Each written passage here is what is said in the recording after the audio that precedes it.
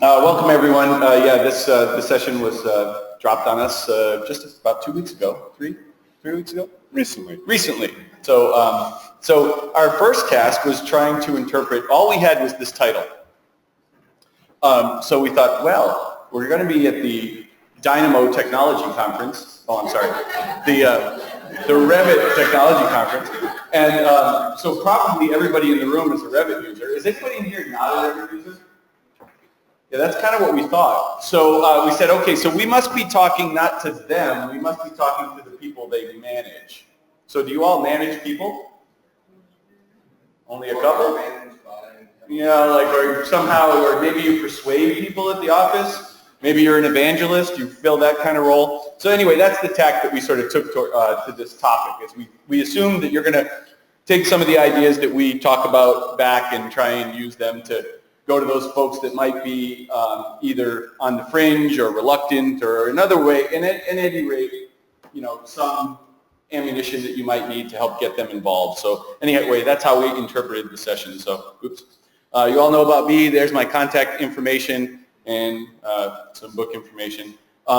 If any of you are in and around the Chicago area or are planning to travel through, or have a Dynamo guru in your office who's planning to travel through anytime soon, I started a user group recently in Chicago for Dynamo, and we would love to have you come talk to us. So, you know, just putting it out there, if anybody wants to speak at the ChiNamo, you are more than welcome. Contact me, all right? And then this has nothing to do with today's topic, but if you're going to be anywhere along this gray bar in August 21st, 2017, you don't want to miss this. Total eclipse of the sun going across the entire continental United States. Pretty cool. All right. Zach? Hi, I'm Zach Krohn. I work for Autodesk, recovering architect, designer, working for in the generative design group. So my group is in charge of delivering Dynamo. So the problems that you see here today, I can't blame anybody except myself. We're going to try and uncover a couple of problems as we go through, just to keep things interesting. My role at Autodesk is to research, design, and strategize around some of the things that we're building and some of the things that we want to build. And just as a piece of background, I'm not actually a coder. It's kind of fun to work at a software company where everybody else is, so I get to be the oddball. And that's just a bit about me. And I'm not a coder either, so this will be real fun. Okay, so I guess I was out of sequence with my slides because we already kind of said that our assumptions, am I echoing now? Or am I just talking here? Okay. That my assumptions were that, you know, all of you were going to be working with somebody who fits this, the description that's in this. That's going to be distracting. That fits the description that we're there. So who took a Dynamo session this week? Yeah, you all know what it is, right? Okay, great. Okay. If we put the slide in there just in case somebody didn't know what Dynamo was. I literally just uploaded the files 20 minutes before the session on my website here. So if you go to that URL or QR code, you can download the examples we'll be using. The paper should already be in the app, but there is a slight error. This yellow bit here is an update to the paper, and that's on page 6. And this is kind of important because if you tried to actually follow what I was saying in the paper, it will fail if you don't change the lacing. So this little chunk of yellow is kind of important. So you might want to download and I'm going to get it to the conference and they'll update the one in the app, but I haven't done that yet. So right now the latest version is on my website, okay, which was that echo there.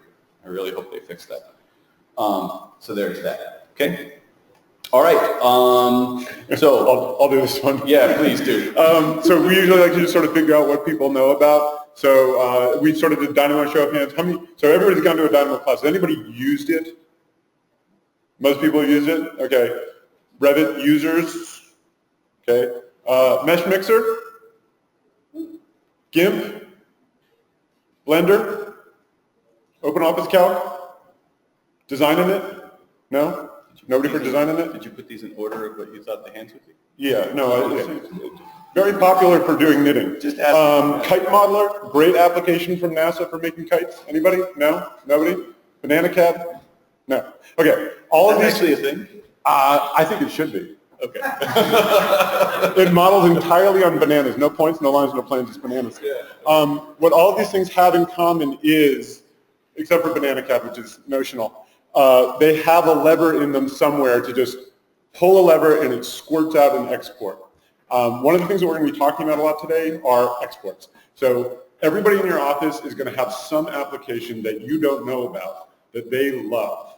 And they're going to say, this is the thing that I want to be designing in.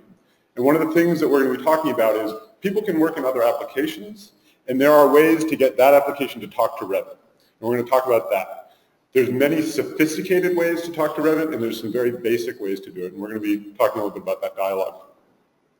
I was wondering what the ice cream image was for. Yeah, thanks. That's what that is. Okay. All right, so the first example we're going to run through is one that I'm sure you've all seen, especially since most of you have,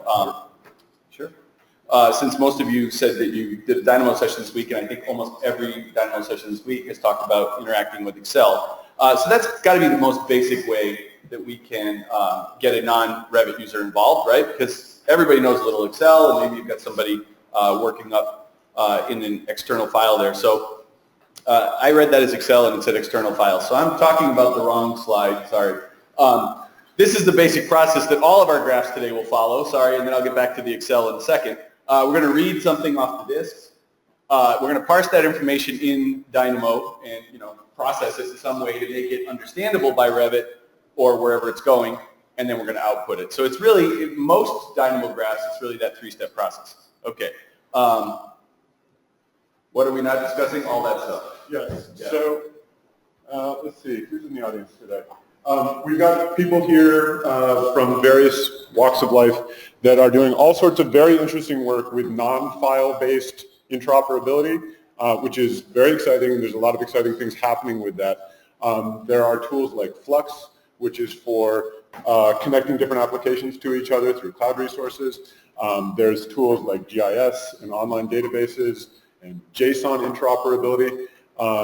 There's direct tools to talk to DWG files. We're not going to be talking about those. We're going to be talking about some of the very basic tools that are going to be sort of common languages to lots of other tools.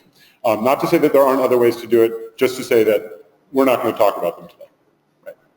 Okay, so now this is the slide I thought I was talking about. So the first example is going to be from Excel. So I just made a really simple assumption. You got some guy that went to the client meeting, got a list of program spaces, worked on it in Excel, made up this list, and now we want to do something with it in Revit. Now, the example that's in the handout is much, much, much more detailed than what I'm going to show, because if I showed that, that would be the whole class. And if you don't do programs, you'd be really bored. So we've got a really simple version that we're going to walk through here in the session, but if you want to follow through in the handout, it's going to actually do three things in the handout. It's going to create solid Revit geometry from a family that I created, just a box. It's going to add room separation lines, and it's going to add rooms, and it's going to color code everything. And those second things require some package nodes that you'd have to download. But what I'm going to show you today doesn't require any packages. And then, of course, the big thing is, edit in Excel and update. So there's our assumptions. Our designer is working in Excel. We've got the list of spaces. Here's the data. I just went out to that website right there and just grabbed this program, building program, dumped it literally into Excel, didn't do anything to it. So a couple challenges that we have right off the bat. As you can see at the top there, there's 3 quantities that have zeros. So we're going to look at dealing with the zero values to make sure that that doesn't choke things. And, there's our quantity of spaces required and the square footage of each one. And it'll look something like this. So those are just little simple 3D solid families. And here's the graph. Okay. So let me switch over to Revit. I'm starting to get used to the echo. Do you guys hear the echo, or is it just me? No. You don't hear it? Okay. All right. So I'll stop talking about it then, because you're all like, I don't know, that guy's a little crazy up there. Right? Just you. Just me. Yeah. These voices in my head, make them stop. Okay. All right. So here we are. So what I'm going to do is open up the final version first to kind of run it and show you what's going to happen, and then we'll step back through it. So I'm in the wrong folder. Let's go in that folder. This guy right here. I'm going to put it in, I don't know. I can't remember how I saved it, if it's manual or automatic or not. And of course, you know that you always want 2 screens when you're working in Dynamo, but we never have 2 screens when we're presenting, so it's always this little gymnastics that we have to play with our monitors here. I don't know if you could see what just happened down there in the taskbar, but because I ran it automatically, this first part over here is opening Excel. So it actually opened up the file, okay? And what I'm going to do is kind of hide this for now. And you can see that it created all those little blocks there and filled out this schedule. So I'm going to take my Revit and put it on this side, and then my Excel over on this side. And it's going to be just more fun if we do this in 3D, because everybody likes 3D. So let's just make the 3D view kind of big instead. So we've got no HR, right? We got a shit ton of workspaces, right? So workstations, rather. So let's just change that quantity. Really simple, right? So our designer comes back and says, we don't need 100 workstations after all. We need significantly less. We're going to do 25. We saved this, and you can see that because I'm running the graph automatically, it's instantly changed the Revit file, right? So there could be some of this back and forth playing around, and that's generally the idea, is that this is a non-Revit user working in Excel, and this is a Revit user over here getting that information from them. Are there other tools that do this? Of course there are, and there's a lot of really good ones in the exhibit hall and everything, but this is something that you could hand tinker, hand code, and do a lot of things with. So let me just walk you through the graph real quick. Yep, question or comment? Yeah. No. Please stop. So my goal in bringing Zach in was that as soon as, every now and then I'm going to look over there, and if he's going, I'm good, and if he's, then Zach, please. All right, so I'm getting a thumbs up. I'm ready to go. All right, so obviously he's done this a little bit longer than I have. I'm going to go ahead and max this up. One of the benefits of being one of the last Dynamo sessions of the week is that you all raise your hands if you've been to Dynamos. I don't have to necessarily explain to you each and every node. So I'm sure you've seen this clump before in purple. We really need to do a two-step thing to get the file in. So you just use this browse button to point to the Excel file. We have to convert it to something that the Dynamo graph likes. So that's a file. We're turning it into something that it understands with this mystery node here. And then the only other thing that we really need is the name of the worksheet that we want to read. This part is optional, but I always put it just in case you have data issues. So if the data is numerical and you want to force it to text, that's what that's really saying. So read as string says, I don't care what kind of data it is, force it to text data, and it just depends what you're going to use it for. So right now I have it set to false, which is the default. So technically, I could delete that. And if you want to know if a node has a default, just hover over it, and it tells you the default value is false. So if you're not planning to change it, you don't really need the Boolean, but what the heck, it doesn't hurt anything. All right. Now you can hover over these things. I find these infuriating, but Zach keeps trying to get me to use them. They got those goofy little push pins over there. But anyway, that's the structure that comes in, right? So it's reading the Excel file row by row. Okay, that's just what it does. I have a more detailed version of this graph that is in the files I'm providing you if you want to open it up, that has a whole bunch of watch nodes peppered in here, which is how I like to work. But this one here, I'll use the little infuriating little push pins, okay? It's the same. List deconstruct is just doing one thing. It's just pulling the headers off. Because usually in Excel, there's a bunch of headers at the top. You don't want to treat that like data, okay? So this just takes your list and takes the first one and spits it out the first output and everything else at the second output. And I'm not even doing anything with the first output. I'm just ignoring it. Then we're transposing that. Why? Because it takes this row by row and turns it into this, column by column. So that's all, right? So now what I'm interested in is this list right here, which is the list of all the quantities that I need, and this list right here, which is the how big, right? And we saw that in the Excel file. So there's two get items at index. Get items at index is just simply saying, give me number 3 or give me number 4, except that we count differently when we're in programming for some reason.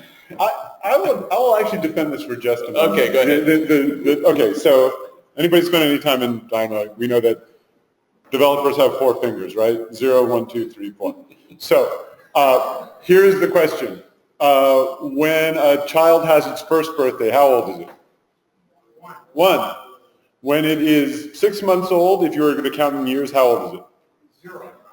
0, half 6 months old? What is it? 0.6.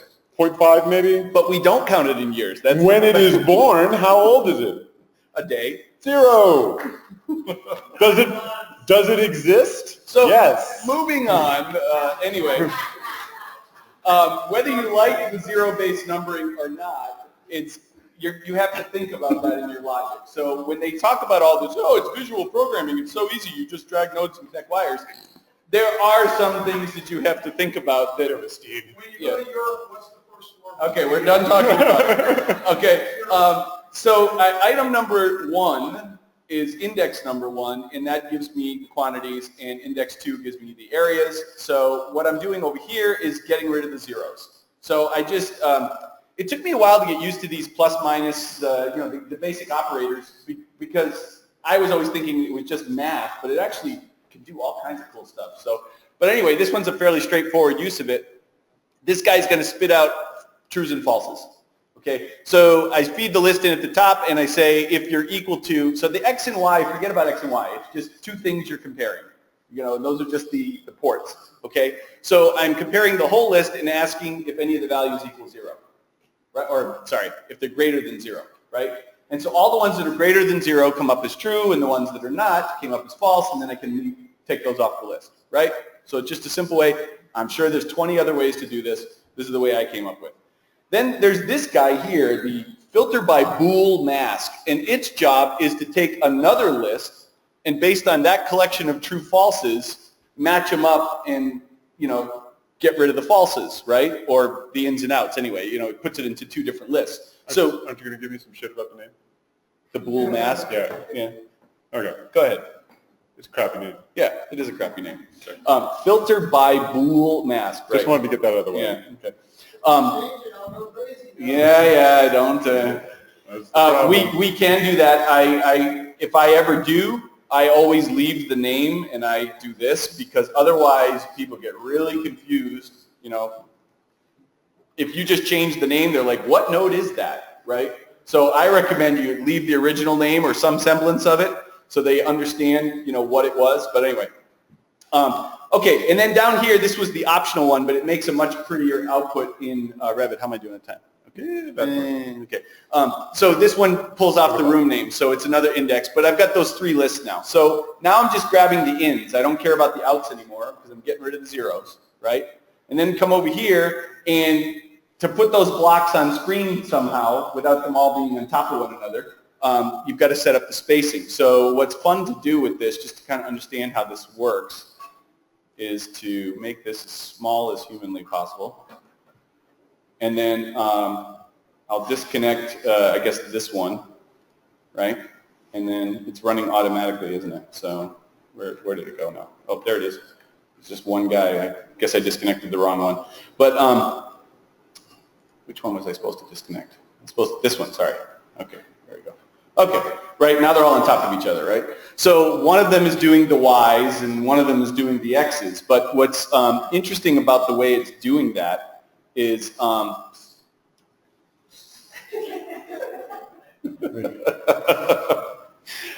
interesting about the way that it's doing that, or at least I thought, and I'm going to give Zach credit for this because he helped me figure this out, is that on the one hand, we're creating Dynamo's all about lists.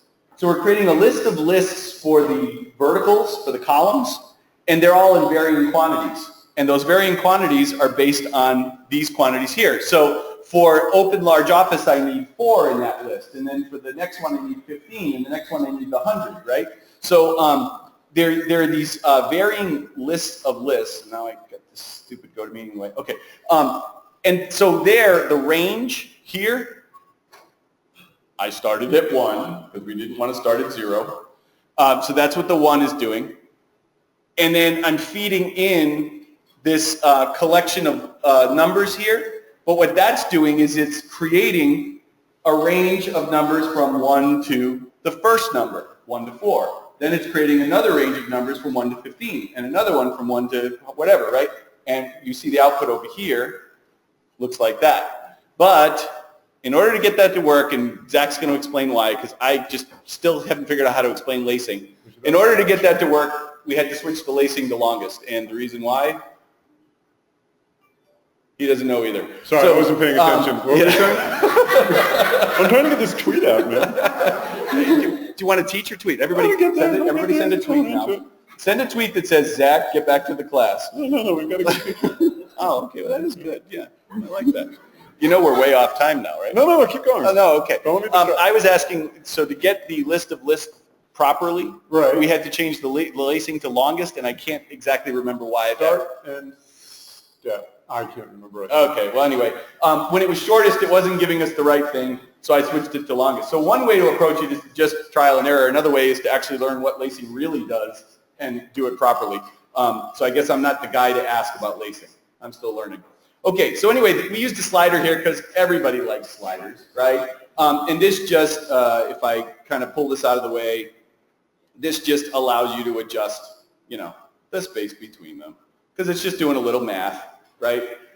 So these are just numbers that are adding to the size of the box and, and how much space you want between.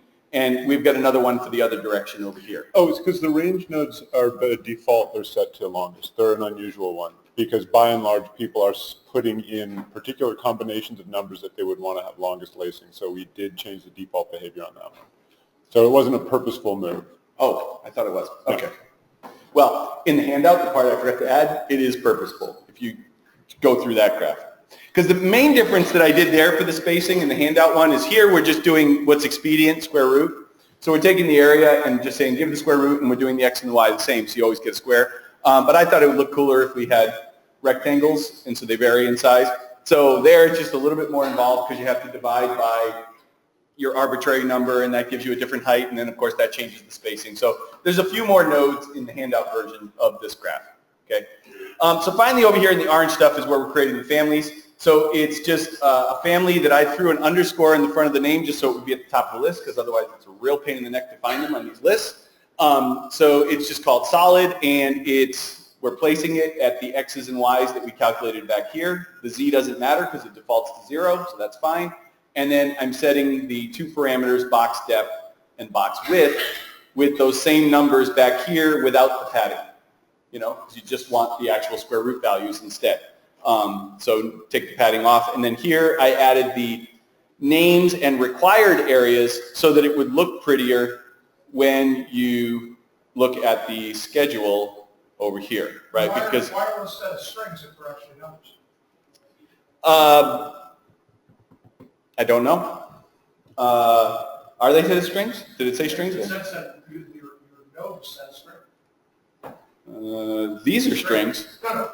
Oh, no, the string is just the name of the parameter. Oh. Yeah, because I use strings when it's a string. I don't write a stupid code block for that. Oh, I'm sorry. I wasn't. But did you say that out loud? I did say. I'm just hearing your thoughts. I did say that out loud. I'm sorry. Yeah, when I want a string, I use a string. When I want a number, I use a number. Sorry, go sue me. He's from the Midwest. Yeah, whatever. Good, wholesome. Yeah, question back there.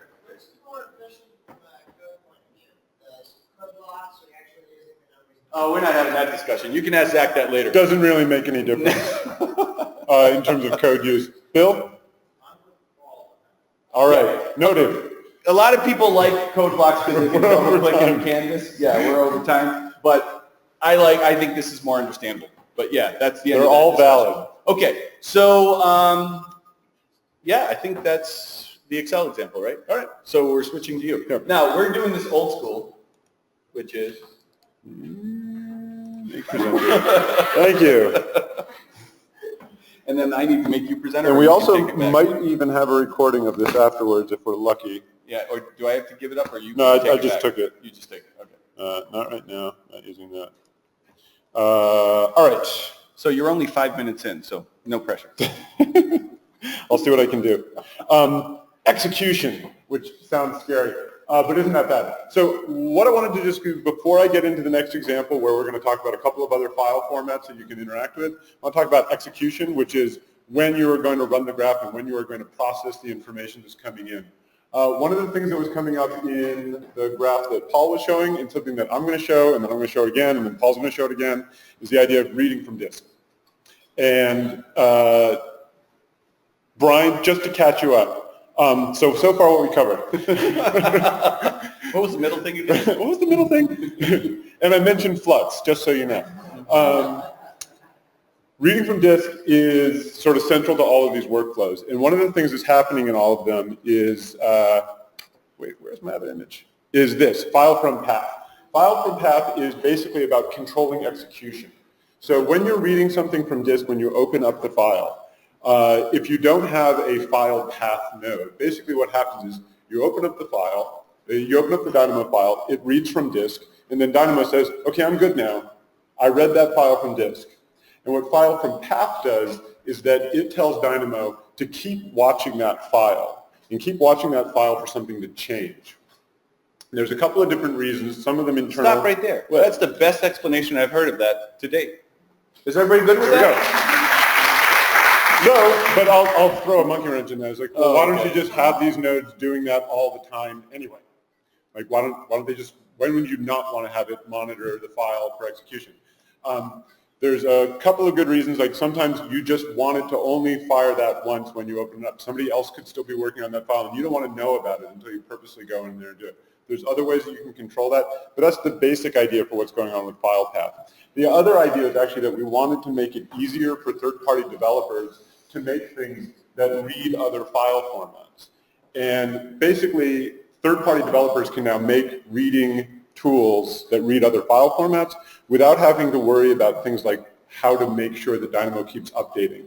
They can just start using the file from path component and they can plug it into their tool set.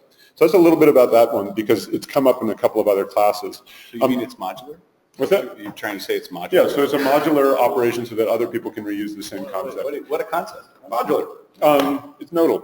So the other thing about execution is that that's going to come up a lot is there's a bunch of different ways that you can control the flow of information through your graph. So one of the things that we're going to show is that when people are working on other files, you can have a very fluid rolling information into the Revit file as much as you want. You can also neck down how that execution happens. So down in the lower left part of Dynamo, there's a little run button, basically, where you can control whether it's going to happen automatically, whether it's going to happen on demand. There's also something called run periodic. There are some nodes that allow you to actually set up a timer so that it can go on a heartbeat. We're not going to talk about that today. The other one is that you can open up files that are already in automatic execution to just control them and make sure that they only open up a manual node. And then the last one is something that we added recently called freeze. So you can go in on a per node basis and you can say, just cool it to a node so it doesn't execute. One of the big reasons that we did this was so that people didn't have to keep unplugging all of their Revit nodes so that it didn't just keep spewing information into their model. You can go in and then rather than unplugging things, you can just go through and freeze nodes so that it's going to go when you're ready. Anyway, it's all about sort of modular execution there. So enough about that. What I want to show next is interacting with raster images. Common file format is raster images, just any kind of pixelated image. And just to get an idea of what this could look like, what I've got here is I've got a Revit curtain system. This is not divided surface or any of the newer tools. This is just a regular old curtain system. And what I've got over here is just a raster that's on file, on disk. Perhaps you've got designers who are not comfortable with working in Revit. Perhaps they smoke thin brown cigarettes and have little black glasses and berets. They say, I cannot work like this. I must paint. So this is basically the ability to allow those people to do whatever the hell they want for how they work. So say you've got somebody who likes to just draw, and they want to manipulate this facade. So this is basically just a tool to allow that kind of workflow. Oh, and I always do this with GIMP. I never quite know where all of my tools went. It's because you just keep refusing to use Photoshop. It's because I refuse to use Photoshop because GIMP is so free. Anyway.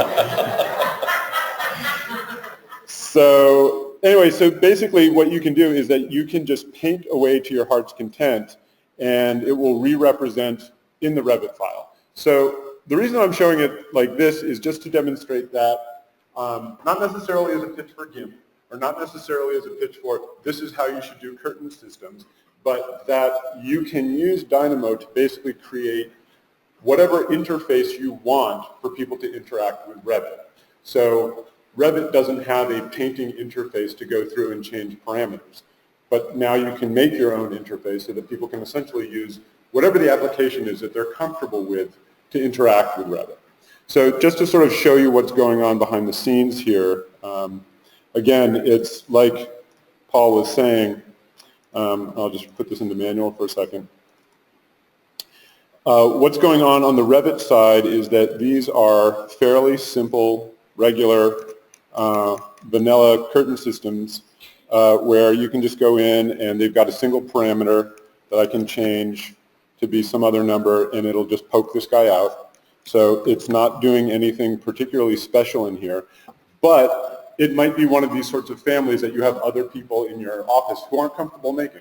You guys are all comfortable making these sorts of things, but you can make tools that allow for people who are not necessarily Revit savvy to interact through other applications. So that's on the Revit side, like what is going to receive the data that's coming in? So how do you sort of parse that data out of something like a raster image? There's a couple different versions of this. This is the slightly more complicated one, but I'll just break down the pieces. Same thing that we were looking at with Paul's thing. Look at the file on disk, turn it into a file from path, read image from file. So where Paul was using the Excel read node, now we're just reading an image file. I'm also saying I'm going to look into my Revit file and I'm going to say, what kind of things do I want to pass data into? So I'm going to go in, I'm going to pick out all of my families, and I'm going to just extract them, all the ones that I want to look at. So basically that means that if I increase or decrease the size of this curtain system, Dynamo will react to that and keep passing that information in.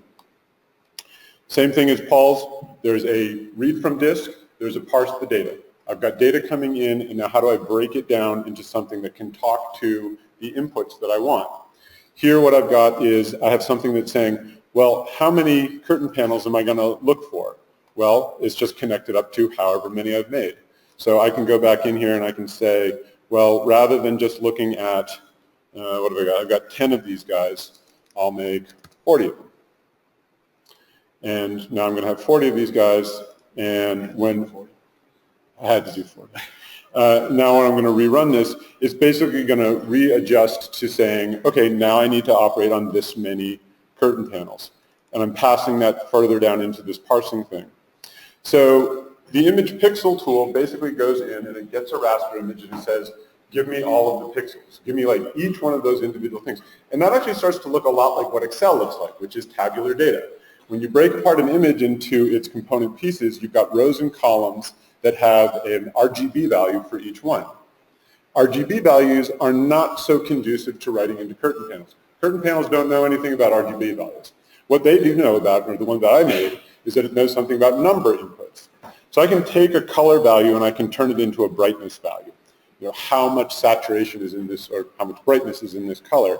And that breaks it down into a number. So all of this is, let me just show you this. Having trouble with your little push pin? I am having a little trouble with my push pin. You'll notice it's also a little bit different. Just checking.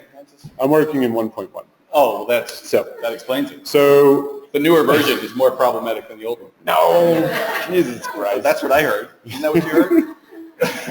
Anyway, Sorry. it's not my fault we're running late.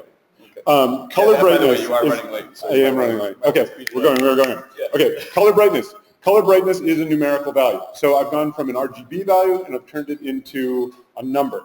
Numbers are now transferable. Like everything likes to talk, not everything likes to talk numbers, but the parameter value that I put into that component likes to. So I take all my color brightnesses, I take them out, and then I'm just going to remap them into a range that I want. I got a value from 0 to 1, and I want to turn that value of 0 to 1 into something that makes sense in my millimeter unit project. So I'm going to turn it into something that's a range from 10 to 2,000 with a remap range node. And it so totally it basically wouldn't stretches out that thing. And it totally wouldn't work if that was 2 number nodes there. 2 number nodes. Yeah, that would be like another node. God forbid. That would suck. Yeah. So after I've done all that parsing, now it's just a matter of passing that information into each one of these panels.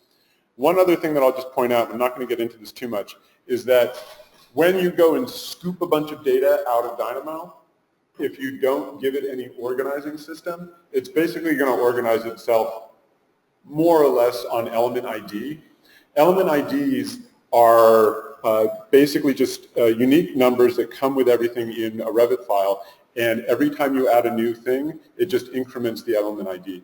So as your curtain panels are added, You're just getting a new element ID based on when they were created.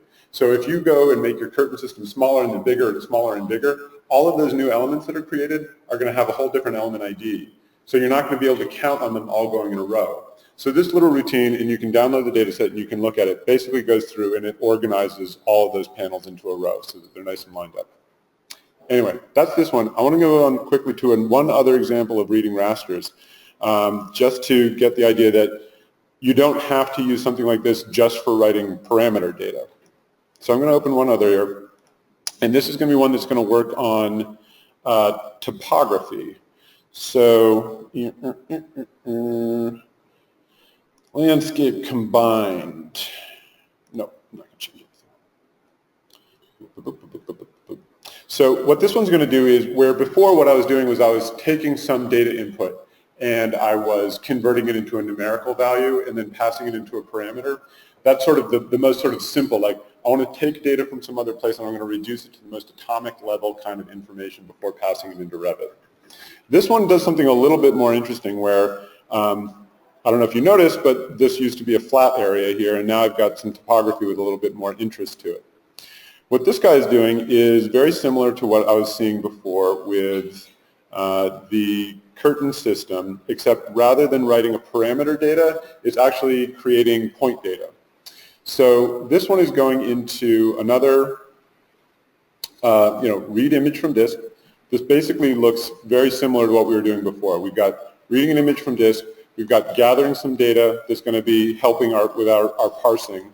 We're parsing the data, again with the image, turning it into brightness, turning it into a number. And then we're using it to actually move around points.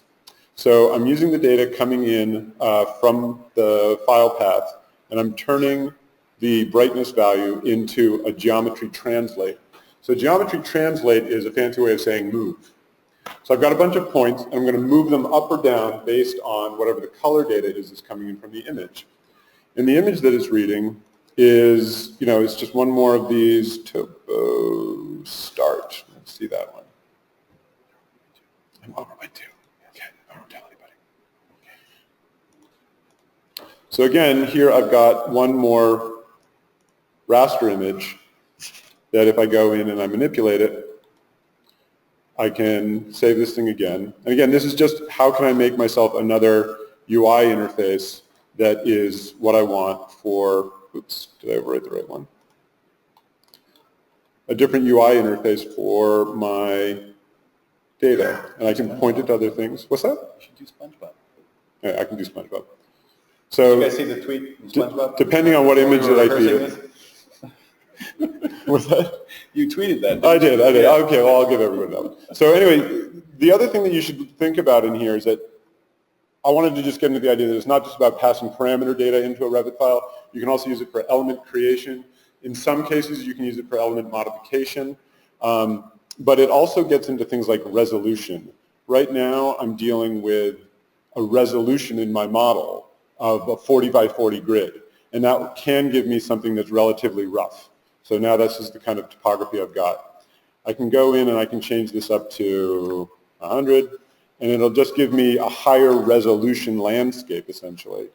And it just means that it'll be a little bit more heavy lifting for the model to do, to process that image. And it goes through, and now I've got something that's a bit smoother of a model. Same thing as if you get a higher resolution raster image, you're going to get a smoother model. And just to sort of show you, you can do it, so I can also path it over to my SpongeBob, because I know this is what people want to do with their landscapes. Very practical application. And then we're going to move on to just one other file format before I pass the mic back over to Mr. Aubin. Wasn't that worth it? There's the SpongeBob landscape. All right, so enough fun and game with raster images. What I want to show you now is, where's this guy? We did some rasters. What we're going to do now is we're going to do some SAT file imports. So again, with the idea that there are lots of ways for you to interact with external file formats. Am I already over for like the whole raster bit? No, now you're in Oh, yeah, now I'm in 3D. But you did this first, so you need to end here. Oh, okay. Yeah, so you're good. Yeah. Okay. You can breathe. Hold on. Yeah. Any questions so far? Oh, now you've done it. Okay, that was your window. Thank you. Bye. Yeah. Okay, so there's lots of very smart ways to go about passing geometry into and out of Revit. There are packages on the Dynamo package manager to do things like interacting directly with Rhino files. You can interact directly with Grasshopper files. You can have certain tools to interact with DWG. There's Flux, which allows you to sort of connect to cloud resources.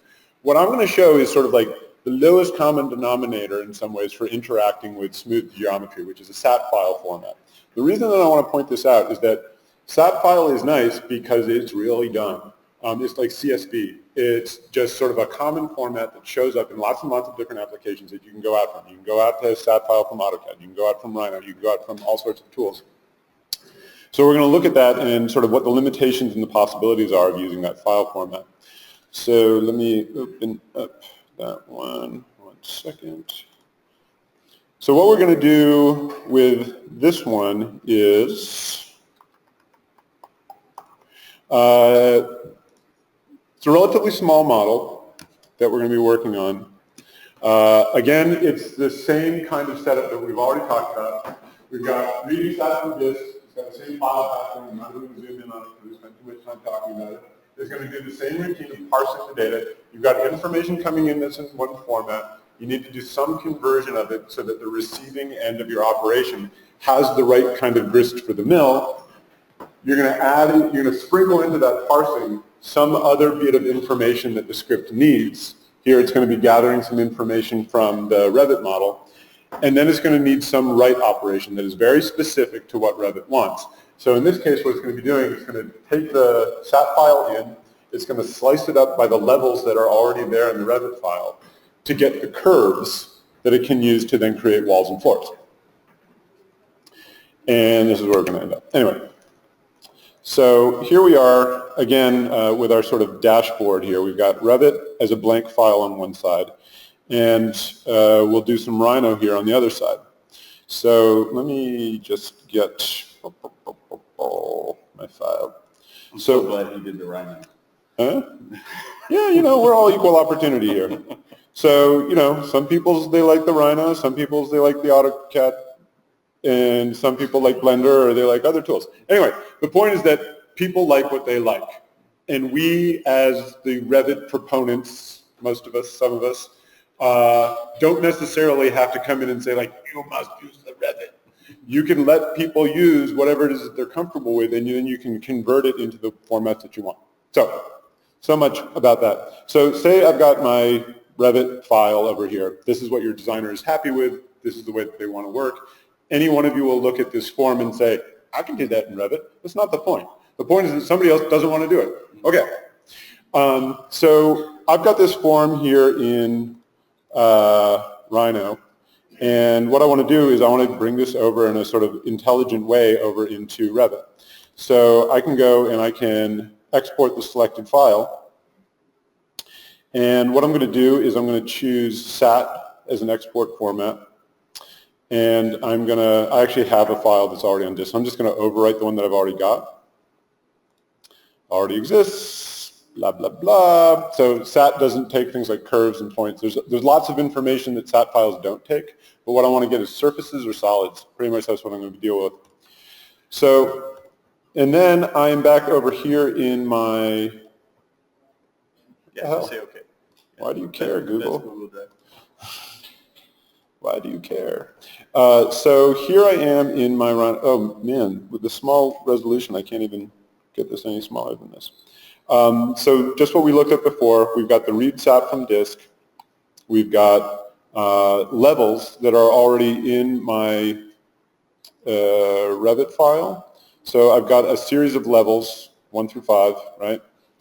And what Dynamo is going to do is it's going to say, okay, let's take a look at what's coming in from the SAT file, and let's take a look at the levels that are coming in from the Revit file. And I'm going to try and, you know, put the chocolate and the peanut butter together here. I'm going to parse this data into the poly surfaces, which is just a fancy way of saying surfaces that are joined together, many surfaces. I'm going to take the poly surface from Rhino, and I'm going to scale it because my designer with his brown cigarettes and his beret and his little glasses wanted to work in some other scale than what the rest of the team is working on. Fine. And then I'm just going to intersect the scaled geometry with the geometry that is coming in from my levels. So I've got my levels, and I've decided, okay, I'm going to extract out what those planes are that make them up. I'm going to dice up that model that's coming in from Rhino, and then that intersection point is going to get passed on to Revit. So I can go and I can run this. And here I'm doing it in manual because it's going to make a bunch of Revit stuff, and I want to think about the things that I'm doing before it goes and executes. So here I've got sort of a silly model because, you know, I wanted to make something that shows that you've got different levels. But each one of these things is a real Revit wall, you know, that exists independently of Dynamo. I could be done right now. I could shut down Dynamo. I could walk away from it, and all this stuff is still going to live here in Revit. I can, you know, change it into storefront or what have you. But then the other thing is that now I can go back, and now we have a relationship. So now I can go back in and I can look at what's going on in my Rhino file and say, well, maybe I want to do some other things. You know, a lot of the way that people work in this kind of file format is when you're looking at design variations, you say, well, that was one way that I wanted to do it, and then maybe I want to go in and say, I'm going to say that was one way for me to look at this design variation, but instead, let's say I'm going to do another one, and I'll do some experiments with, I'll make something sort of Guggenheim-y over here on the side of it. And again, the point here isn't that, you know, I could do this in Revit, because you can, and, you know, good on you. So, you know, there I've got my thing, and I'll just make it a little bit cleaner so that we can absorb this a little bit easier on the other side, and I'll get these things into one chunk. That's a little weird. Let's see what happens. And Get a little thin wall. yeah, well, we'll see where it intersects. Explode. Explode. And so now I'm just going to do the same thing that I was doing before, which was I'm going to export it. So what do I want to export? I want to get my surfaces, and that's it. I'm going to overwrite the guy that I had before. Replace? Yes, replace. And because I'm making a bunch of stuff, I'm just going to run it again. Thank you for monitoring my life, Google. And now it just pops into place. So now I've got real Revit floors and walls, and I can quantify them, and I can tell all the things that I want to about these things. And you know, I can go and I can change my mind about what this thing is, change it into storefront, and re-execute this. And I was going to run this a little bit more to see if I could get to the point where at some point you can also get into stages where Revit's own parametric system may conflict with some of the new information that you're sending in, and I'll just tell you what that means. So right now, all of my walls are doing joins, right? And so I've got wall A that's joining to wall B. I can get into a state where I've changed the model in Rhino enough that wall A doesn't want to join with wall B anymore, and it'll do some weird, crazy thing. I could probably provoke this to do that, but I'm not going to spend the time to do it right now. Suffice to say that that can happen. The point here is not that SAT is the smartest way to interop with things, or that Rhino is the only thing to interoperate with through SAT files. It's that people have favorite programs that they want to use. There are ways to get that data from that source into Revit, and they all involve, all the ones that we're showing are involving files on disk that you can read. You can parse that information into higher quality information to pass into Revit. Again, there's lots of other tools to do this sort of thing. The point is that people can work in other tools for this sort of thing. Any questions on this stuff so far? Because I think that we're still tracking on time. Yeah. So is it deleting all the original geometry you had there and recreating from scratch? Yes and no. So, as with this sorts of things, there's always some caveats. So, as much as it can, Dynamo tries to modify rather than delete and recreate. So, you know, when you're pushing around family files for family instances, for instance. If you go and modify those things, it's usually pretty easy to just modify them without deleting and recreating them. There are some limitations in the Revit API. One of the most sort of general ways to understand where the limitations are the little pink lines.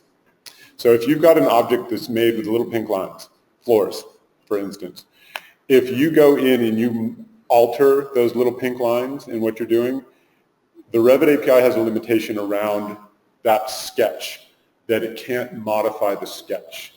It will delete and then make a new one. So Dynamo just sort of plays by those rules. If you need to go in and you need to modify that sketch, we usually need to delete and replace, but we try our best to modify rather than that, in order to keep things like downstream dimensions or other parametric data that people have added that has nothing to do with Dynamo. All right, one more. Yeah. Related to that question, it's only continuing to update as long as the same Dynamo is running, right? Once you close it and open it, it kind of creates new objects. That's how, right? So the question is, when you close down and reopen, are you making new things? Yeah, like right now, if you were to close Dynamo, change the rhinostat file, reopen Dynamo, do a new session, it wouldn't be modifying that, right? It would create a new. So here's, this kind of goes with the modification idea. So whenever Dynamo makes something in Revit, so open up Revit, open up Dynamo. Can I take this? Yeah, you can take the thing. Open up Revit, open up Dynamo, make some stuff from Dynamo into Revit, save Dynamo, close down. You will notice that your Dynamo file got a lot bigger. You may not have changed anything about it, but you ran it and you saved it and you closed it. The reason that it got bigger is that every single one of those things that it made in Revit, it kept a record of it. It kept a record of something that's called a global unique identifier, GUID. And that GUID is like a 12-digit number that's super unique, and saved it with a file. So when you open them both back up again, what Dynamo does, next time it goes to create some stuff, it looks in the Revit file and it looks for that GUID and says, have I already made this thing? If it had already made that thing and it was also one of these objects that you weren't altering the sketch for, it'll go in and it'll say, oh, I already made you, so I'm just going to modify you. But sometimes, I know what you're saying, because sometimes I've had it not. There are lots of places where that falls down, for sure. Yeah. But that's the mechanism. I've ended up with that works duplicates. Yeah, Right. definitely. Yeah. So is it going to keep doing that then if you say apply that, maybe if you get this Dynamo script that you really, really like using, apply it to project after project after project, it's going to keep growing exponentially? Nope. So if you have your file that you really like, it makes floors. You open it up in Revit file A, make your floors. Save it and close it down. It'll remember that it made floors with these certain identifying numbers associated with them. You take that same Dynamo file and open it up in a new, fresh Revit file. It will then go in and look for those GUIDs, and it'll say, I can't find these GUIDs. And it'll throw them out because they're not with the file that it has anymore. So you can use that file on multiple other things. But when you save it again, it will dump those GUIDs that it didn't find. We should probably go. Okay. Okay. We'll Please get more. save your question. We'll try and get to it at the end. We do have time at the end for say again? Oh, you answered the question. Oh, Okay. okay, great. Yeah. Awesome. All right, so did you set yourself? I'm already presenter. I'm good to go, man. You're good. Carry. All right. So the last example is just going to be kind of wrapping what you just saw back to the beginning, and kind of using Excel again. So this there's actually two graphs here, and the input is coming again from the green on there. The big pink is the parse in the middle, and I'll walk you through that briefly. And then what we're going to be doing with it is basically creating a bunch of points. Okay, so we're going to take those curtain panels that Zach ended with and ask for the four corners of all the curtain panels. And then once we've got those points, we can say make something with these, and we're going to make adaptive components. So again, the adaptive component is just a simple box. It's nothing fancy, but it's a 4-point adaptive component. So anyway, there's the output of the first graph when it spits to Excel, a whole bunch of numbers, right? Then here's the next graph that's going to take all that and create something kind of bumpy from it, So anyway, this, I just threw a random number on here just to kind of make it interesting, but those are the adaptive components. So let's see if we can get through all of this. All right, so here's a version of Zach's file. We're not actually on the network or anything, so I don't have the one with the Guggenheim piece bumping off of it. So I'll come over here to Dynamo, launch that, and open up the first graph. And it is in this folder here, and points to Excel. Yeah, okay. I'm going to open this manual, I think, just, I don't know. Just feels right to do that. Yeah. Okay, so again, you know, the input is over here, and then the pink stuff is doing two things. So at the top, it's tracing essentially the curtain panel and getting its boundary. That gives you, I guess I have to run it to get the list, right? To get the little pop-ups. All right, so let me run it and see what happens. So it's going to create a list of curves, and then it's going to be structured. So the next one is flattened. Let's see, still thinking about it, so I'll talk through it while it's going.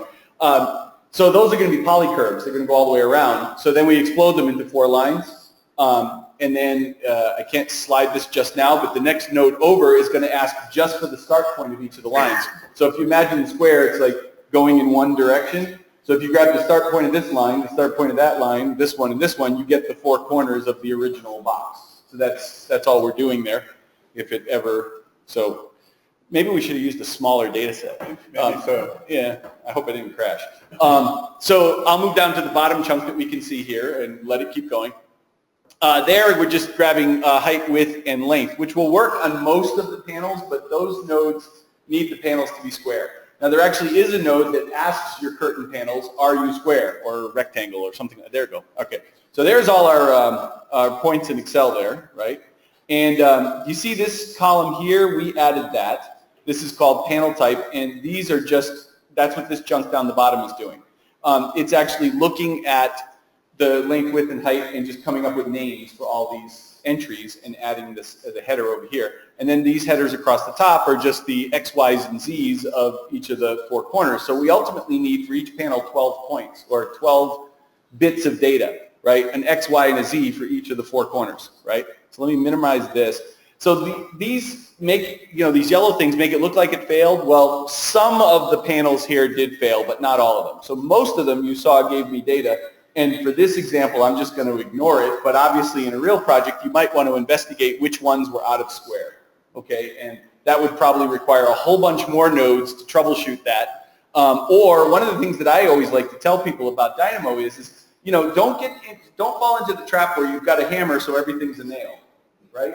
Sometimes you can identify the problem in another tool. So Dynamo may very well be the tool to use to figure out which ones are not square easily enough using that is square node, but perhaps there's another way that you can do it either in Revit or in Excel or what have you. So again, the whole idea is about interoperability between tools here, right? So don't be afraid to kind of use the right tool for the right job. So anyway, I'm going to ignore that in this example because of the time that we have. There is a code block in here because I borrowed it from Zach. Anyway, it's what's kind of clever about this is one thing I like about code blocks. I'm not against code blocks forever. I don't like code blocks for things that I can do with other nodes, that's all, right? So here what we're doing is we're actually creating variables right in the code block. So that's actually kind of a clever use here, so I'm fine with it. But we're calling these things height, width, and length, and then using the plus is like a built-in operator instead of having to use the plus node. So yeah, to do this separately would have been like 12 or 15 nodes. So this is one place where I'm like, okay, this is pretty easy to understand. I'm taking height plus a space plus the width plus another space plus the length and gives me these variables. And we're feeding those in. Those are getting converted essentially to text, and that's what's creating these names over here, right? So an 8 by 4 by 25 came from the actual sizes of the panel, right? Does that make sense? Okay, so that's really all that's doing is just naming each panel. And then over here, this is just in case you're curious, because you see this dead ends. So in case you're curious how many unique entries you have, you can do that so every so often in your graph is kind of ask it questions. So, just how many is that, right? But that's not really being used anywhere. This is going to go forward into the Excel. So anyway, over here, back at the top, once we flattened, we ended up with this list of points, right? And it's just this big unruly list. So remember, we need an x, y, and a z times 4. So these 3 nodes here are pulling out the x, the y, and the z, okay, for each of those points. And you can see you get these separate lists here of just numbers. And then you've got a list create right here, but the list create is actually part of, I love this word because I feel like it's totally made up, but maybe it really is a programmer word, but a combinator. And I remember when I was reading the primer, I was like, is that really a word? Combinator? But a combinator is like just a function that you're using to combine other things, right? So here, this is a little counterintuitive, I think, but what we ultimately need is, we're developing the data structure here. So we're starting with a flat list, but we want it structured so that each point has an x, a y, and a z. So the list here is saying, give me 3 items, because every point needs 3, x, y, and z, and use that to combine those separate points. So you're going to grab an x from the first list, and a y from the second list, and a z from the third list, and make a little list of those, and then do it again and again until you run out. And let's see, is it going to show right here? You know, we could have actually just done it with a list create and, Probably. and a transpose. Yeah, I'm sure there's about 20 other ways we could have done it, right? All right, anyway. Yeah, okay. I left it in here because it wasn't broken, so I didn't fix it. But yeah, maybe there is a more efficient way to do it. I'm sure there's a more efficient way to do it. Anyway, there's the list, right? So you see you got a list of lists, right? So list 0 has got 3 points, list 1's got 3 points, and so on. And then you're like, well, why are you flattening it again? Zach, why are we flattening it again? Oh, because this just put them together, right? So you had, otherwise, if you just dumped them all, you'd have all the x's, all the y's, and all the z's. We had to have 1 x, 1 y, 1 z. And then once we have that, it'll be x, y, z, x, y, z, x, y, z. That's what this flattened list is. Okay? So if we actually compared the numbers, you would see that the first 3 are an x, a y, and a z. Then 4, 5, and 6 are an x, a y, and a z. And 7, 8, 9 are an x, a y, and a z. Does that make sense? So it's just kind of like rearranging them, if you want to think of it that way. But we now need to structure it again. So it's kind of, sometimes this is a little bewildering because you start with a structured list and you flatten it, and then you add structure, and then you flatten it again, you add structure. So sometimes it's a multi-step process. And the final step here is, we said what we really want is 12, right? So there's a number node for 12. Okay, so I need 12 bits of information in my Excel file. So this is list chop, and that's what it does. It just says, take your big flat list and take the first 12 and put it on a list, then take the next 12 and put it on a list, and the next 12, and so on. So you see now list 0 has 12 items, 0 through 11, and then list 1 and 2 and 3 and so on. Okay, so those are all the points, but if you just dump that to Excel, it wouldn't have this column, okay, and we wouldn't have these headers. So the last couple nodes here just add that information. Okay, by adding an item to the front, we can combine the names that we did over there on the left with the list of 12 points or 12 bits of information, and then finally we can do it again over here to add the headers, right here, add item to front. And this big, ugly, nasty-looking code block that I was too lazy to change, that's the one that creates all those headers with a list create. Now there's other ways. Actually, I don't have the version here. Oh no, I do. Zach, you're going to be proud of me. I made a code block version of your list create. Come on, guys. I don't get it. Nothing to that? Code block version. So if you use the little squiggly brackets, it makes the list. Okay, so then just everything. But honestly, I don't know. It was the same amount of typing either way. So whether you use my version or Zach's version, they're still both ugly. And I don't know. There's maybe a more efficient way to do that too. But anyway, that gave us this list of points here. So now that I have that, right, this thing, I don't know, did it save? Let me just make sure it did. I mean, it had to, right? Because it put it on the, yeah, there it is, panel list. Okay, so it's there. All right, so in fact, I'm going to close it, right, because it should reopen it. Let me close this, and we don't need to save it. And I'm actually going to close this file, because actually I don't even need that file anymore, because now I have all the points.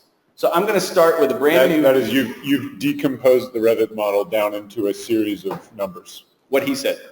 Yeah, that's exactly what I did. Right? Now, if you want, you know, the levels and all the other stuff, and you want to start with your template, but I'm just sort of proving a point here. I'm starting from a blank out-of-the-box template, and I'll load the next graph, which is going to kind of go in reverse now. It's going to take that collection of data that we pumped out to Excel in the format we wanted, and make Revit stuff from it. So kind of the same example we did at the start of all of this, right, to bring it around full circle. So there it is right there.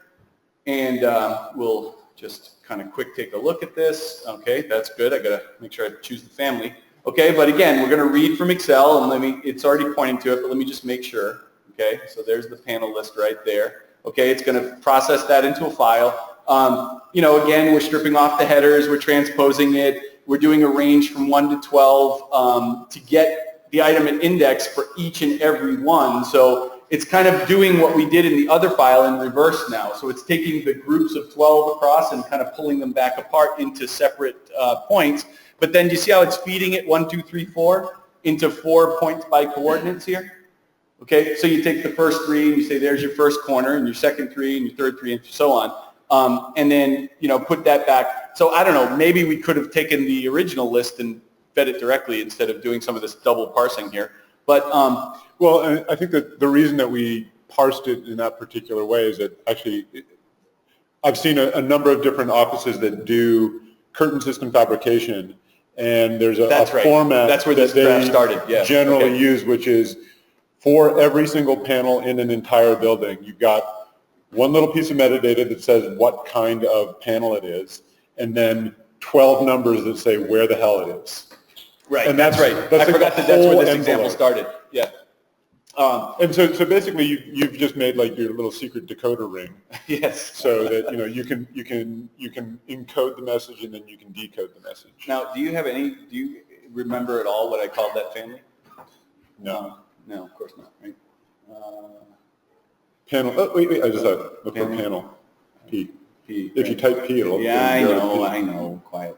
I'm on screen here. Is that it? No, that's not it. You're on your. Damn it. Quad corner mine? No, that's not it. No, that's. See, that's going to derail the whole thing now. It's got to be in here somewhere. Let's see what it is.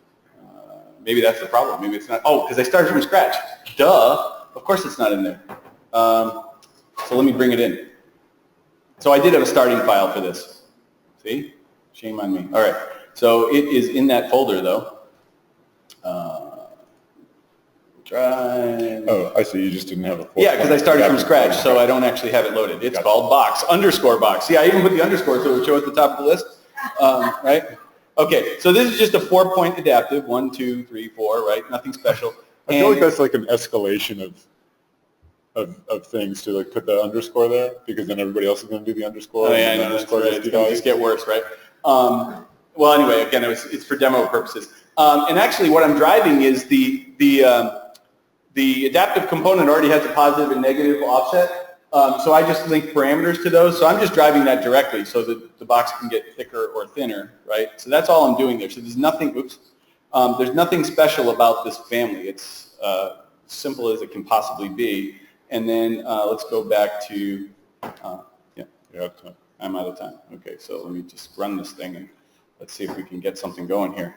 All right, so we're going to move this over here and move that over here. And 3D, we want 3D probably, because 3D is cooler. Except I can't find my button now because I just made it so small. There it is. Okay, so 3D, let me just zoom out. I don't know how far, but come on, zoom out. Okay, let's run it and see. Everybody cross your fingers. See what happens. So there's the Excel file. That's good news. And then it's going to churn away over here. So it's probably going to take a few minutes. So let's take questions. Yeah, let's take a question while that's while we're waiting for Revit to regenerate. Yeah, go ahead. This reminds me of a lot of the old AutoCAD lists. Yeah. In general terms, okay. Every once in a while, somebody would come up with these awesome list routines. Everybody wanted the next thing you know, future version would it be built in as a feature.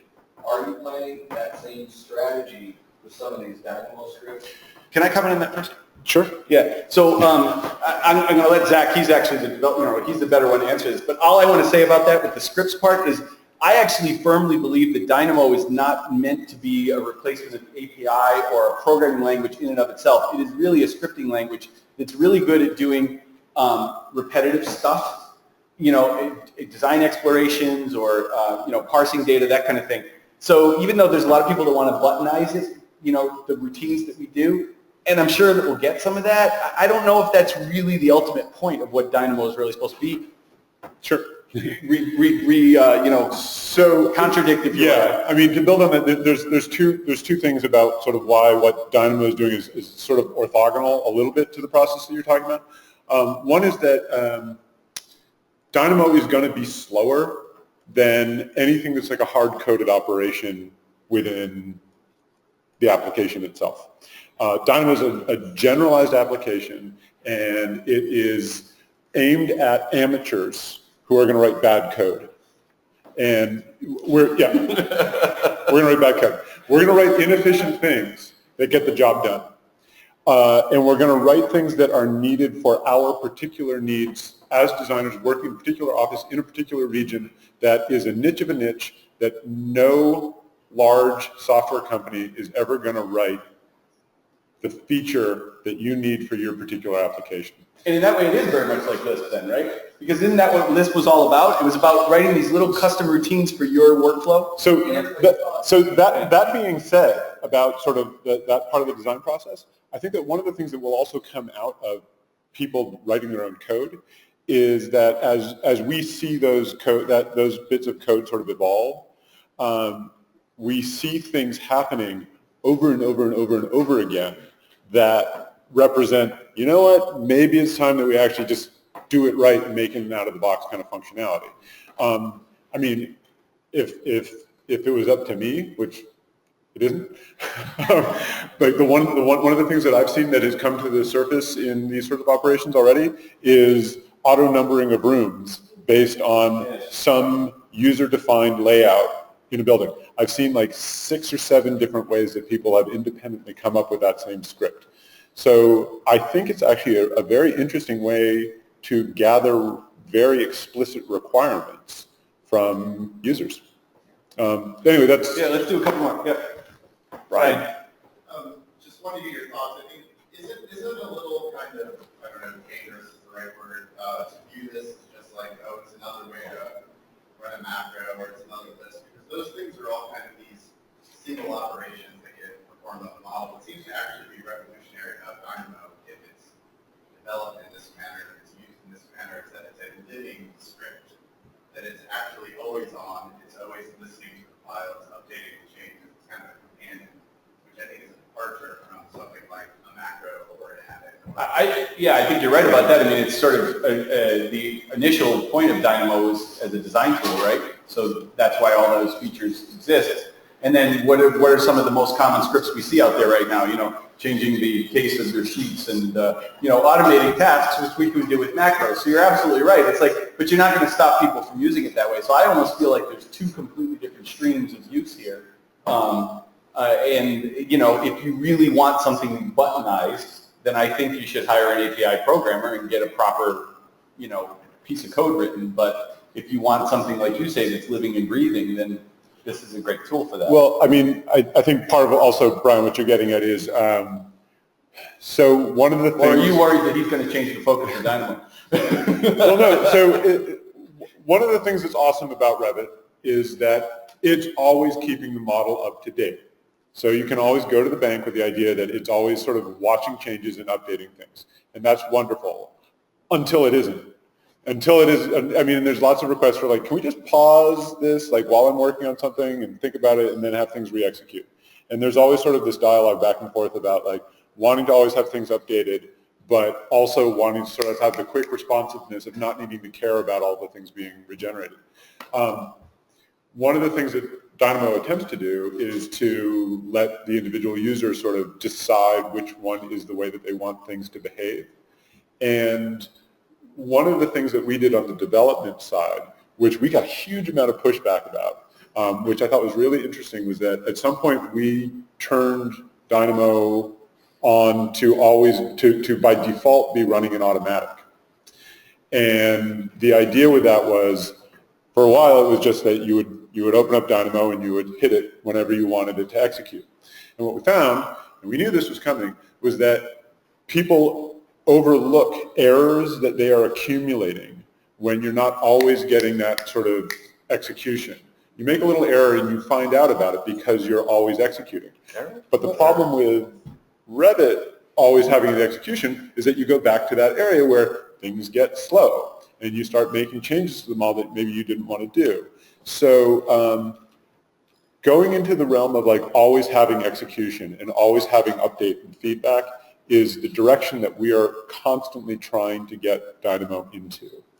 And that's why we added things like freeze, so that people could, in general, have the execution always on for Dynamo and then just turn it off very specifically, sort of safer that way. But that's the place that we want to go. And I think that that's part of your point, is that as opposed to a macro where you open it up and like you do a thing and then you forget about it, to have something like Dynamo plugged into it and always watching things, always watching. We are at We're out of time. We're actually over time. So Zach and I'd be happy to stick around and take more questions, but I don't even know if they need this room or what the story is. Oh, no, we're not the last session, right? One more. Yeah, there's one more, okay. Yeah, I was wondering why they weren't coming in and breaking down the walls yet. But thank you guys very much.